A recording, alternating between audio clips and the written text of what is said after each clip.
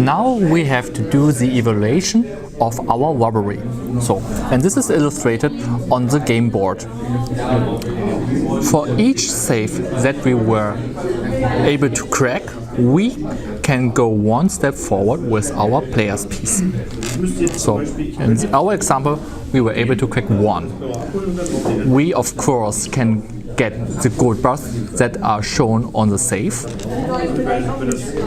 In this case, 3 gold bars. And this means if our piece can reach a field with alarm cubes, then they have to be assigned to the police station immediately. And the green stone goes to the green alarm system, the yellow to the yellow one, and the red to the red one. And now you can see that the next robbery will be more difficult because the figures become worse. So the police guy, he can always go one step forward independently how successful we were with our robbery.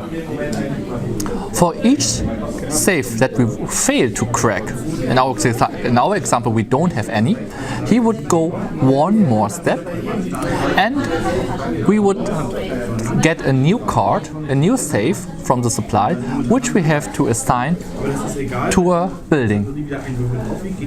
And then we can have 2 or even 3 safe tiles in one building if we want. But in our example, we don't have any. And the last one is, if we collected too many false cards, and the limit in this robbery was 6 and we collected 7, so we have too many, then he can go one more step. And that would be the end position after the first robbery. Let me give you another example. Let's assume that we had a robbery, we finished a robbery with 2 safes. One could be cracked and one could not be cracked. So what would that mean? The robber piece can go one step for the cracked safe and we would get 2 gold bars. The alarm cubes have to be assigned to the police station. The policeman always goes one step. He goes one more for the failed one. This is a failed safe. And we get a new one, which we have to assign to a building, but we can do that later together. And we have collected too many false cards. That's why he can go one extra step. And that would be an example in the final position after a robbery with 2 safe tiles, when one was cracked successfully and one not.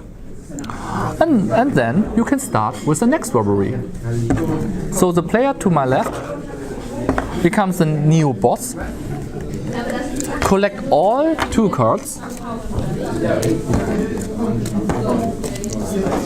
and shuffle the deck.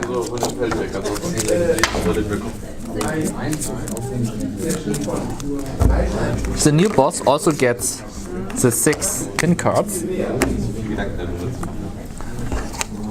All safes, all used safes go out of the game. They are not needed anymore. And now you have to consider again the yellow and the green alarm system. So this time the yellow 5 is active, which means only 5 cue cards can be revealed and 1 is face down. And now each crew member can only get 5 cards. So only 5 cards. So now the boss can decide for a new building where the next robbery shall start, and you can, for example, choose this safe pile, and then you can just start the next robbery according to the rules which I already explained. If you received a new safe, don't forget to put them on a building.